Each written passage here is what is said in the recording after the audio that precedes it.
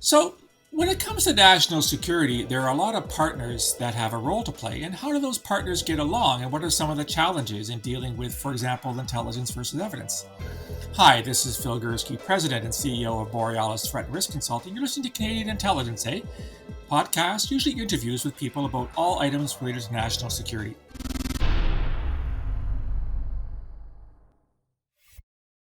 As many of you know, I spent more than 3 decades, 32 years to be precise, in security intelligence in Canada, both working in signals intelligence, or SIGINT, as well as human intelligence, or HUMINT, for the two main organizations, Communications Security Establishment and Canadian Security Intelligence Service.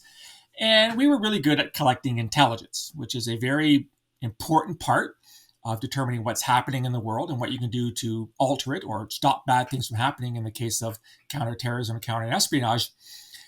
But collecting intelligence does have its drawbacks. And one of those drawbacks is that it often is very difficult to use, especially in a Canadian setting, when it comes to actual prosecutions in court. So to explore these issues about, evidence versus intelligence and how these organizations get along in the sandbox, I'm absolutely delighted to welcome to the show Angus Smith, who's a very dear friend of mine. We worked together, albeit in different agencies, for many, many years, and spent the last bit of our careers together at Public Safety Canada. He's a more than 30-year veteran of the RCMP as a civilian member. So, Angus, thank you so much for joining me on the podcast today. Well, thank you very much for having me, Phil. It's a real pleasure to be here. So it's nice to see you again, too. Absolutely. So just for my listeners' sake, Angus and I both live in Ottawa. He moved to the East Coast in Nova Scotia a couple of years ago, and I moved to a small town south of Ottawa. So we both moved in recent years, but we maintain our friendship virtually, which is, for me, is a great source of joy. So, Angus, maybe you could walk my listeners through very briefly what kind of career you had at the RCMP, what your responsibilities were. And for those who aren't as familiar with this national police force, the difference between yourself, what's a civilian member, and what the RCMP calls regular members, which of course are law enforcement officers. Okay. So, I'll tell you a little bit about my career, and then if you remind me, I'll talk about the civilian regular member thing. Sure. I started with the RCMP in 1985, and I was at the University of Western Ontario, which I believe is in. We share that as my alma mater as well. Yeah. And I was in graduate school there, and I was doing a degree in library science actually, and there was a job fair on campus, and I got into a conversation with a recruiter from the RCMP, and we kind of hit it off, and we went for coffee. And I didn't really think that much about it. And then a week or so later, I got a call from the same person and said, "We'd like you to come to Ottawa for a formal interview." So I went to Ottawa, and the job was at the Canadian Police College. And there's which is basically a training center or an education center. It's more than training. It's an education center for law enforcement and security types, from across Canada, the United States, and right around the world. And I think you've had some experience there. And the job actually was in the library. And because there's quite a good library at the college. And but it wasn't really a library job as such. And what I realized very quickly is that it was an analytical job. And what had happened, and you're very familiar with this, and is that about a year before I was hired by the RCMP, the old RCMP security service had been split off to become CSIS, your former employer. And, there were a lot of reasons why that happened, but it was basically mandated by a royal commission, the Macdonald Commission, and so on and so forth. But, and so basically, most of the intelligence and analytical capability that had been in the RCMP had gone off to CSIS, had gone off to be with you guys. And the RCMP was sort of realized that they needed some way of kind of looking out at the world. And so they hired a couple of people to sort of see how that might work. And I seemed to be one of them. So I spent a very happy year or so in the library, basically doing analytical work. So people from all over the organization would call me up and say, tell us about what's going on in the Philippines, for example, because there was a sort of a quiet, not the Velvet Revolution, but there was a quiet revolution in the Philippines at that time. And, what does that mean for us? Like, how could this affect us? Right. And I really enjoyed that. And from there, I went off to internal affairs, actually, to be the analyst on another royal commission that was responding to various sort of cases of wrongdoing and so on. And we were in fact rewriting the RCMP Act, and my job was to sort of try and imagine what that would mean for the organization. And then I left and did another job and actually worked in a library, and I didn't like it at all. So I came back to the RCMP and I went into drug enforcement. And so from there, so the first part of my career was kind of divided into three, I guess, units. And the first of those or three episodes, we'll call them episodes. And the first of those was drug enforcement. And I was I came at just the right time, 1989. The world was in this moral panic about drugs. This is your brain on drugs. Yeah, just say no. All that kind of stuff. And believe me, in 1989 and 1990, I mean, Pablo Escobar was the Osama bin Laden of our deepest and darkest nightmares, right? So how soon we forget, right? It was. That's right. And then so anyway, so I kind of labored away at that and really enjoyed it. Because my focus was Latin America, and which is a part of the world that not many people actually know a whole lot about. So I was able to learn quite a lot about Latin America and did some traveling and so on. So, and then from there, I moved on to basically work on issues around Eastern European organized crime and corruption. And I think that's sort of the middle part of my career.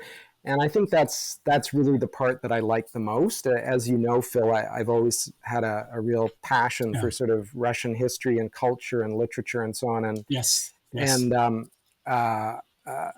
And often bored you at great length by quoting Dostoevsky and so on. But you keep sending me these things. You keep sending me all these cartoons and articles. And Angus, please stop. Yeah. So anyway, and so I really did enjoy that because it allowed me to kind of bring, the not only these interests, but sort of a body of knowledge that I had with me to the job. And then, so that was a lot of fun. And then of course, what happened is September the 11th, 2001 came along, and the floor sort of did that, and I slid right down that floor into national security. So the last third of my career, essentially, well, actually more than the last third, almost really the last 2/3 of my career, I was working primarily, not exclusively, but primarily on issues around national security and counterterrorism and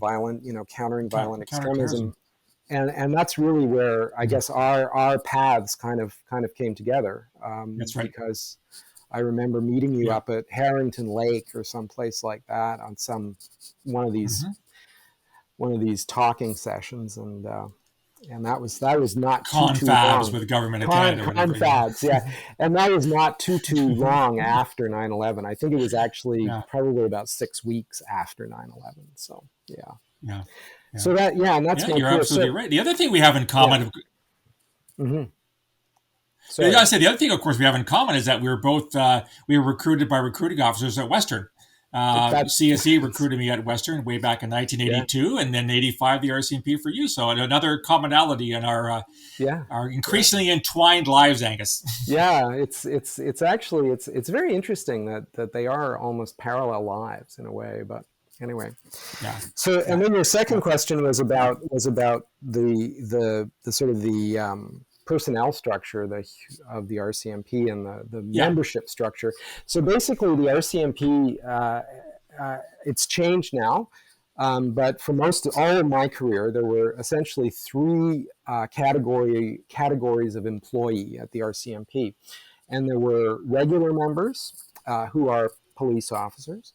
There are civilian members, and I was a civilian member. And then there are public service employees. And now the civilian member category has been transformed into, they're all public service employees now. Okay. So now so basically, again, regular members are police officers. Civilian members are people who are hired because they have special knowledge, special skills, special abilities. And the idea is with a civilian member is that they will remain in place and they will kind of build this level of expertise that you can't really expect from a police officer. And because the ethos of the RCMP is that it's very similar to the ethos of the Marine Corps, actually, because the Marine Corps says every Marine is a rifleman, right? Whether you're sort of a brigadier general or you're peeling potatoes in the mess. And the RCMP is a little bit like that, because the idea is that any RCMP member should be able to do any policing job in the RCMP. I mean, that's not necessarily true, but that's the ethos. That's what they're trained for. Yeah, and so civilian members traditionally, I mean, the first civilian members were, although they weren't known as such, but they certainly existed as a category, go right back to the early days of the force with people like guides, interpreters, surgeons, veterinarians, that kind of thing. So that, and now today, intelligence analysts, were always civilian members, interpreters, translators, to people with again, very specialized skills, and a lot of course, computer people. And the thing is that civilian members, we take the same oath as police officers. We do often end up working alongside or doing very similar jobs to police officers. And of course, we're held to because we were under the RCMP Code of Conduct, RCMP rules and regulations, we were held to a much higher standard. And consequently, what happens because of that is that most civilian members tended to be tremendously loyal to the organization. And I think, I think that was true of you as well. And people were always a little bit amazed in the public service, when they'd say, well, what have you done for the past 30 years? And I'd say, well, I've worked for the RCMP. I've been an RCMP member. And you had the similar experiences with CSIS, which comes out of the RCMP and has many similarities, I think. And because people in the public service, I mean, they kind of go, 1 year they'll be working for health, and then the next year they'll be working for environment, agro-food Canada, whatever. Whereas, I mean, we sort of became institutionalized. You build this sense of loyalty to the organization. So I mean, it's actually a system that worked quite well. It worked very well, actually, for the RCMP. It's now the civilian member category has been eliminated. This happened within the past year or so. So I don't know how that's working for them. So anyway. Right.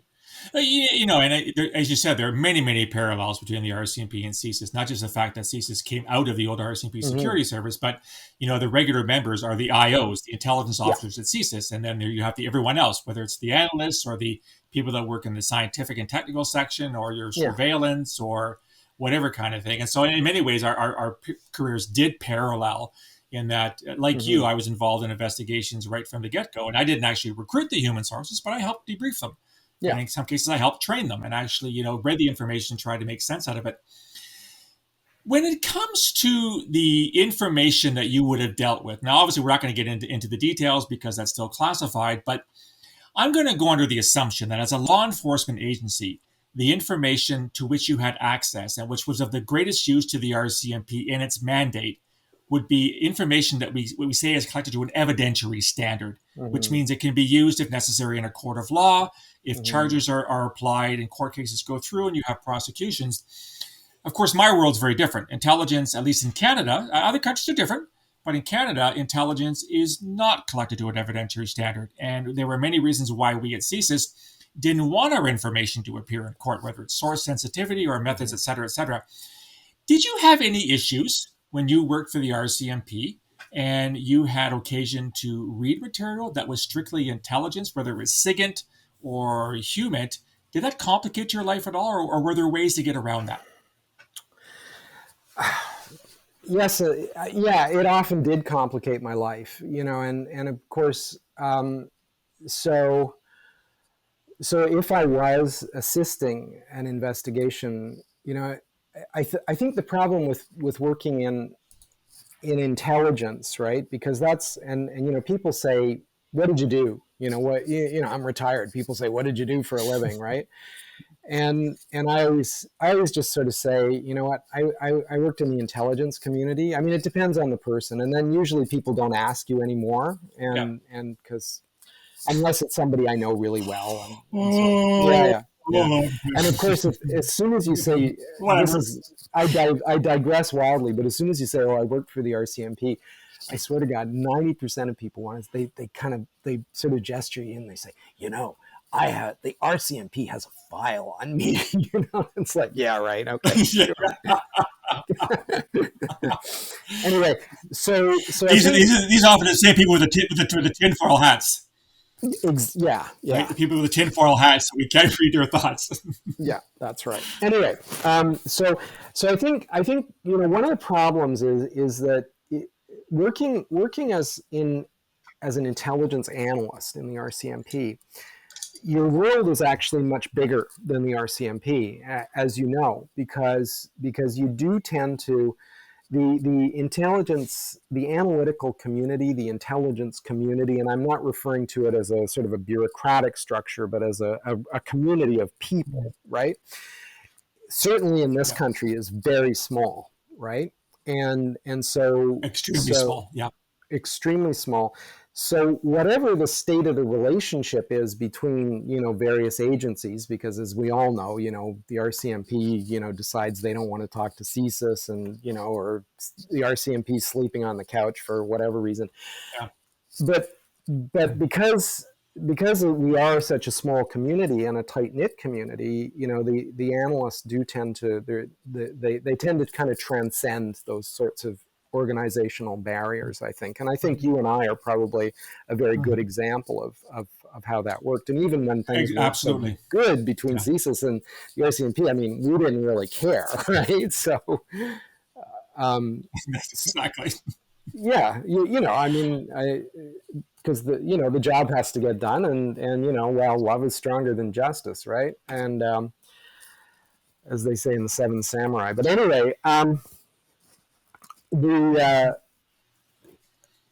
so I think there's always this sort of there's always this problem, right? Because you're often bringing stuff from that intelligence world, and you're often, as an intelligence analyst in the RCMP, you're often relying on stuff like signals intelligence, which, as you say, is by no means evidentiary, right? You're often relying on stuff that you're increasingly in our jobs, that you're pulling off the web. I'm currently working as a sort of consultant, and I'm doing a lot of work with the deep dark web and spending a lot of time there, and I realize, this stuff, it's fascinating stuff. It's great intelligence, but none of it's evidentiary, right? And so I think there was always that struggle, and then if I had to go and actually like provide something to an investigative unit or to a specific investigation, which I was often called on to do, I really had to kind of rein myself in, and I had to be very, very careful with the kind of information that I was giving them, and it's not because I was trying to be secretive, but I didn't want them getting in trouble. I didn't want myself getting in trouble if if I had to go to court or if there were any questions about any of this, because as if intelligence information that is not to an evidentiary standard finds its way into a criminal prosecution, it's done, right? It's the courts will shut it down. So Yeah. there Yeah. was always that, and there was always that consciousness, and even when I was working on stuff, because I did a lot of strategic intelligence as you did, and even when you're Yeah. working on stuff that sort of Yeah. seems more like, in some ways, almost like journalism, almost like a scholarly type of article, right? You're always very conscious of that because you're still writing for the organization. It's still the sort of corporate authorship, Yeah. and you're never totally sure where that's going, right? So it's Yeah. Yeah. I struggled with it. I think probably in some ways I struggled with it more than a lot of investigators, like police officers and investigators, because their sort of databases are much more circumscribed than the kinds of data sets that I worked with. Yeah. And Yeah. so Yeah. I don't know if this is answering your question or not, but it is a struggle, Well, and I think it it, I yeah, sorry, go ahead. no, it's fine. Go ahead. I'm wondering, listening to you talk, whether there's a better way to do this. Other countries have managed it. For example, I think MI5, if memory serves me correct, I think their intelligence is collected to an evidentiary standard, which means it can be used in court. The CSIS and the RCMP have what's called One Vision. This was a movement Mm-hmm. that came out just as I was retiring about Mm-hmm. working better together. CSIS has two tools called advisory and disclosure letters that can sort of give a nudge, nudge, wink, wink to the RCMP. Hey, psst, Angus Smith Yeah. is up to no good, and it'd be very, very basic. No, nothing beyond that, so that the RCMP can say, "Well, thanks for that," and then go on their merry way. Yeah. As we used to say, CSIS and the RCMP never do joint investigations. They are parallel investigations because they're for different purposes. The Right. RCMP ultimately is the possibility of going to prosecution, laying charges, whereas CSIS is strictly in terms of the intelligence gathering. So, given all these challenges, Angus, and we've both seen them, is there a better way of doing this? Can we learn from some of our international partners so that there is a more efficient mechanism to share that doesn't end up in trouble? There's a current court case ongoing in Ottawa of a man called Auso Peshtari. I'm sure you've heard of him. I worked in his case for years. He's an ISIS wannabe. He was arrested originally in 2010 in terms of Operation Samosa, which was a plot to blow up a repatriation ceremony in Trenton, which is where the troops from Afghanistan came home. He was arrested. He was let go. 4 years later, is rearrested because he's recruiting people to go join ISIS. And now in the court case, the defense, which is its right, is going after CSIS, saying we need to know what CSIS knew about him. And traditionally, that was a very much a firewall. What Mm-hmm. CSIS knew is irrelevant. This is an Mm-hmm. RCMP case. Yeah. And now the defense is challenging that firewall. So can we do this better from your perspective? Well, I mean, I guess sort of the easy answer is say, you know what, it should all just, see, everybody should just collect to an evidentiary standard, and I don't agree with that. I don't think CISA should be collecting to an evidentiary standard, and I think that the RCMP still needs to have some capability to handle, intelligence information. So because it's so rich, and it can be so nuanced, and it can give you such tremendous insights into what's going on in a specific case, in a specific situation, phenomenon, historical event, whatever, happens to be the flavor of the day. So I don't know. I often think about this, and it strikes me, and I mean, maybe I've spent too much time working in government, and I'm just sort of over bureaucratizing the situation. But it strikes me that especially with CSIS and the RCMP, which work very much in parallel, as you say, often on the same investigation, essentially, but for different purposes. Same Um, individuals, yeah. yeah, Yeah. yeah, but it's almost as though there needs to be something in between, right? And almost like some sort of a processing unit, right? That would be staffed by I don't know if it would be people from the two organizations or if it would have to be almost like a third party, right? That could sort of, Okay. I guess, and information could move back and forth through that, whatever you want to call it, that black box or whatever, and could be appropriately massaged, scrubbed, whatever, to ensure that all of the legalities were being met, whether it was information that was on its way from the RCMP to CSIS, or vice versa, right? Right. Because Right. that the other Right. side of the coin, of course, is that the RCMP, it's difficult, for the RCMP to use intelligence information from CSIS, or it can be, and CSIS doesn't want uh, uh, investigative information from the RCMP, because that drags you into Yeah, a whole other realm of existence that would be inappropriate, exactly. right? So it's almost as And though not there part of the needs. mandate, essentially, not part of the CSIS No, mandate. no, and so it's almost as though there needs to be almost a physical mechanism to do this, because, as I say, I don't think that just saying that everybody's going to collect to an evidentiary standard is particularly useful or constructive, because you lose that nuance. Mm. Yeah. Right. Do I sense a possible career change for you as you attempt to construct this black box slash clearinghouse to Black better box. use information in Canada? Clearinghouse. No, I don't. I don't think so. It takes someone with a bigger brain than me, I think. So, but we also, but we also were very careful about information storage and retrieval in the RCMP, to make sure Yeah, that yeah, things weren't getting yeah, tainted. But a lot of that does come down to the human factor, and it's like, okay, what does this mean? What yeah, could it mean? Therefore, what do I do with it? yeah. Right? And Exactly, I did exactly. slip up a couple So of times, let's. so, and I heard about it. That's okay. We won't talk about that. We won't. I'm sure you did. We won't talk about that in the podcast. Okay. Let's switch gears a little bit here, Angus. We both ended our careers working literally maybe 4 meters away from each other Yeah. in 2013. A little earlier that year, you went on secondment from the RCMP to Public Safety Canada's National Security Directorate to basically join a friend of yours. That we both were friends of.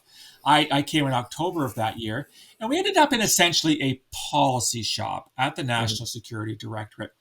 Here you took two guys, collectively having 60 years experience in national security with RCMP and CSIS and CSE. I still recall they used to call us the two old wise guys, or the two old wise men, or something. I forget what they called us back then. Um, how did I know how I felt about that transition, leaving a world where I was immersed on a daily basis with raw intelligence and processed intelligence, to one where you were basically sitting back and you didn't have the ready access that we used to have. And we were more or less thrown into a policy creation shop. Mm. I'm curious if, reflecting back on that now, how did you view that time? And you spent a little more time both before and after I left Mm.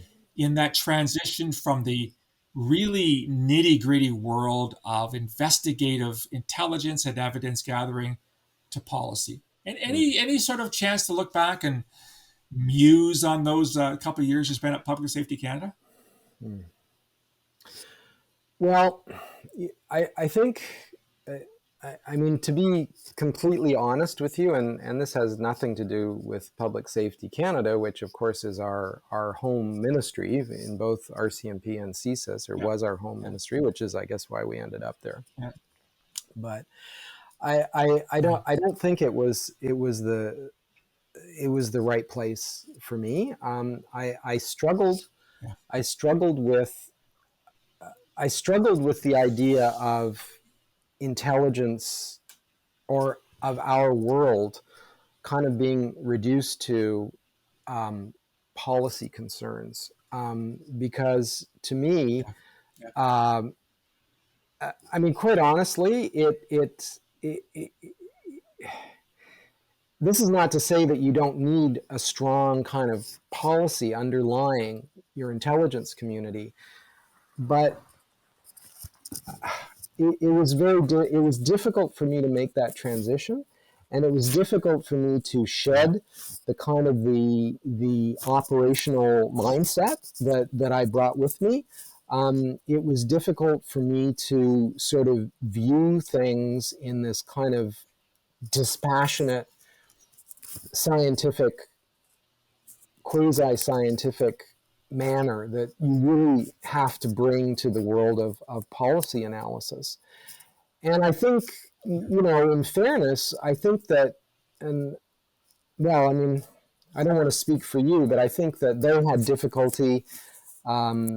They had difficulty with me because, my question was always, it was always sort of the so what. So what are we going to do with this? What are we going to do about this? Yeah. And that isn't necessarily part of policy, right? It's not necessarily part of the policy world. Mm. And where I was happiest in that world, and this is where I think you and I mean, we worked together. I think we did everything. All of the projects we worked on were together. The ones that I really enjoyed the most were the ones that allowed us to go back and work with international colleagues, whether it was, in the Five Eyes or in the G8, then G7. And we were looking at issues that were of concern to the policy world, especially, countering violent extremism, counter radicalisation, whatever you want to call it. But it was so refreshing to be able to talk about it from an operational perspective, to talk about it from the perspective of people and personalities and organizations and things like that. And that doesn't enter into the policy world. And I think probably the best stuff that we did there, Phil, when we worked there together, was to bring a kind of an operational perspective to a couple of things that we did. The other thing I really enjoyed doing, of course, was working with communities as we did, and being able to go out and speak and meet people and talk to them about sort of what was going on in their communities. But again, that's got a lot more to do with sort of our police operations and intelligence gathering than it does with policy. And I was very lucky because I think you essentially retired out of public safety, but I went back to the RCMP and I spent another couple of years at the RCMP and actually almost pretty much 3 years at the RCMP. And I was able to kind of go out, end my career, like working on stuff that I was really interested in. Like, I did a lot of work on the right wing. I did a lot of stuff on kidnapping because you remember there was that tremendous spate of kidnapping that was happening sort of between about 2015 and 2019. So. Mm-hmm. Listening to you does that answer your question? I know I'm kind of rambling. It does. Yeah. No, it does. And listening to you, it could have been my voice coming on. I mean, I don't fault the people at public safety. They were civil servants like anywhere else in the Canadian government. There were some fine people and some not so fine people. But I think I like you, I had a real difficulty coming out of an operational mindset and getting into a world which was frankly numbingly boring. I don't know if you recall how many versions of PowerPoint presentations we have to revisit, and it is like, who gives a rat's ass about a lot of this stuff? And maybe that's just two old guys with an operational mindset. Yeah, and and we were very much bringing that, and I remember a few times either, I did a lot of briefing at the RCMP, both written and standing up in front of people. I mean, that was a huge part of my job. I was doing it almost every day, and I suspect the same is true at CSIS, but you can brief on serious matters and bring a sort of a lightheartedness to it, and also I think a sort of maybe lightheartedness is going a bit too far, but you can make it interesting. Mm-hmm. Do you know what I mean? And you can you can speak in vernacular terms and things like that. And I tried doing that a couple of times at public safety, and I was very I was told, this is not how we do it at public safety. And if you say it, it's got to be in that PowerPoint, right? So yeah. But I think what it comes down to, yeah, there's a romance to intelligence work, right? Yeah. I mean, it's exciting. There's a passion. And, whoever you're dealing with, I mean, terrorists, criminals, whatever it is, I mean, they're passionate too, right? And I think, in some ways we all kind of feed off each other, right? And when you've been doing that for a long time, it's hard to leave it behind. I always think of Isaac Babel. I'm going to talk about a Russian, and Isaac Babel was this little bespectacled. He always said he was a Jewish intellectual with spectacles on his nose and November in his heart. And during the revolution, and he was this little four-eyed nebbish, and during the revolution, he rode with the Red Cavalry, right? And I mean, it doesn't get any more romantic or passionate or exciting than that, And so here you have this little guy in the Red Cavalry, and I kind of know why he did it, because it really just doesn't get any better than that, if you know what I mean. So and you can waste your life. You can waste your life, and well, I mean, not waste your life, but I mean, in my case, I mean, I guess I could have gone to work in sort of the public library or an academic library, but hey, I got to ride with the Red Cavalry, right? So quite literally. It's funny listening to you. We talk about passion. I've often used the word vocation when it comes, and people get their backs up. They say, well, how can you, vocation is something serious, like devoting your life to God or something, or it's a calling from your deity. I disagree. I think that there's a dedication there. There's a passion, as you talked about. There's a sense this is really important stuff. I can contribute to it and do a pretty good job of it and make a difference. So in many ways, it is, there's the old phrase, old soldiers never die, they just fade away, right? I think you can maybe substitute intelligence and analysts, or, anyone that worked in law enforcement or security intelligence, I think kind of fits in the same category. You and I spent, again, collectively, more than 6 decades in this business, and like to think that we were doing more than an adequate job. And did it make a difference? Yeah, probably in some cases, but it's also something that was very near and dear to our hearts. I mean, it meant something. It wasn't a 9 to 5. No. Not that there's anything, there are people that have jobs and their routine, and then there's circumstances behind that. But this was anything then, you clock in at 9 and you clock out at 5, and then, I'm sure we're very, very like many ways. The job never ended. You read stuff at night. You did stuff on the weekends that enhanced your ability to do your job.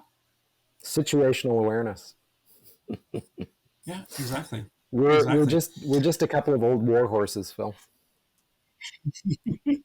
I know. We put out the pasture. Hopefully, we won't end up in the glue factory at some point. But, that's what I'm trying to avoid. So anyway. Listen, my friend, this has been a fascinating exchange on, as I said at the outset, not only did we work together for many, many years, and we ended up at the tail end of our careers working 3 meters apart, but you have become a very dear friend of mine over the years. I'm very grateful for that. So thank you for joining me and my listeners and weighing in on some really important issues that Canadians have to know a lot more about. Okay. Thank you very much for having me, Phil. It's been a real joy, as always. That was my conversation with an old friend, Angus Smith, who spent many years in the RCMP working on criminal intelligence matters. What do you think about this dichotomy between intelligence and evidence? Can it be done better? Is there a better system out there? You can reach me on email, borealisrisk@gmail.com, or on Twitter at borealissaves. You'll also find me on LinkedIn and on Facebook. If you like the content and want to get more of it, go to the website, borealisthreatrisk.com, hit the subscribe button.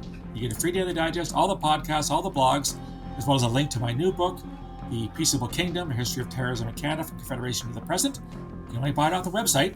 Love to hear your feedback on this and other material. I'll talk to you again soon. Until then, stay safe.